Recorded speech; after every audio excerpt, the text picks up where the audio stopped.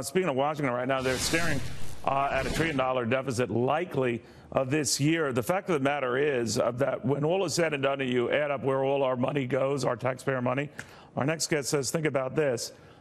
Just paying the interest on the debt will be our biggest expense, north of $1 trillion, compared to roughly $700 billion for defense.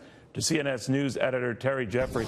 Terry, if that isn't mind-numbing enough, we have to consider, as I know you have, the rising cost of interest rates, and that, by definition, carrying that debt, huh? Right. I mean, Neil, we've been paying historically very low interest rates on the marketable federal debt, a little over 2%. It can go a lot higher than that. It could easily triple, and we'll end up paying $1 trillion more a year just on the federal debt. You know, in his budget, if you look at his budget message to Congress that President Trump published on Monday, he said that the fiscal path we're on is unsustainable. He's right. But then he sends up a budget that's going to add $8.7 trillion to the publicly held debt of the United States. It's untenable. But you know what else is untenable? This ridiculous is that we have money to strategically invest. I know a lot of people are criticizing the president's infrastructure plan, the $200 billion up front of federal money that would be leveraged to be about $1.5 trillion. Fine. Whoever figures how that's going to work, please let me know. But the thing I get a kick out of is the criticism that the $200 billion federal upfront money is not enough. And I'm thinking, does anyone read about this debt, accumulating deficits? There's a lot of time taken to discern whether we have the money for a tax cut, $1.5 trillion over 10 years, and everyone ignores the additional $10 trillion in spending that will accompany that in the next 10 years. It's like an upside down world. Well, it is. I mean, it's crazy. I mean, and the truth is that tax revenue has been growing. In the first 4 months of this fiscal year, the federal government has taken in more in real tax revenues than in any fiscal year ever before. So the federal government's getting more money. But for the course of that fiscal year, we're still $175 billion in debt because they spent that much more than they brought in. The problem is not the revenue. The problem is the spending.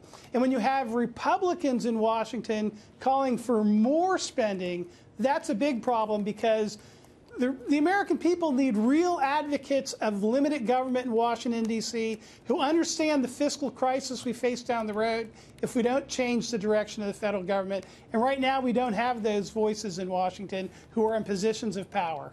You know, you bring up some fascinating numbers, as you always do, and I don't care whether the people on the right or left of this issue, but we've been averaging about 2.3% actually on our debt, the interest rate. This goes actually back to 2001. Now, I'm sorry, it was much higher in 2001 when it was 6.6%, but it could get back to that. And if it were to get back to that, that potentially adds hundreds of millions a year, trillions over the course of the next 10 years, and no one's saying that.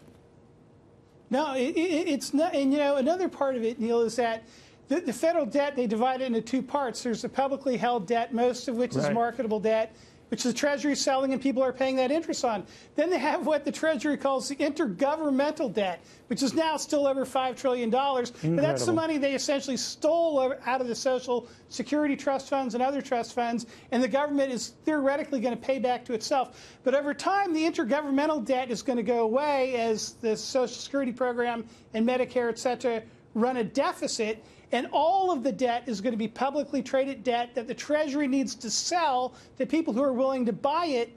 And the public's going to demand a much higher interest rate in the future to buy that debt to keep the government going. So not only are we going to be paying more than $1 trillion in interest on the debt, we're going to need to float new debt every single month in order to keep funding the things that now a Republican Congress is ready to appropriate money for. Terry, do you think growth, you get, and I know the Atlanta Fed is looking at 5+% growth in the first quarter. I don't know if that's going to materialize or not, but you pick up growth. I understand that can address a lot of sins, but it doesn't address all the sins. No, it doesn't. And if you look at the historical pattern, federal revenues increase when economic growth increases. Right. So you have the supply side argument, cut tax rates, that spurs economic growth, that spurs increased revenue. But also when you look at the historical pattern, even when revenue increases tremendously because of economic growth, federal spending increases more, and we continue to have deficits and pile on the debt. We never are paying down the debt. The question is how much bigger of a deficit we have to build an even bigger debt.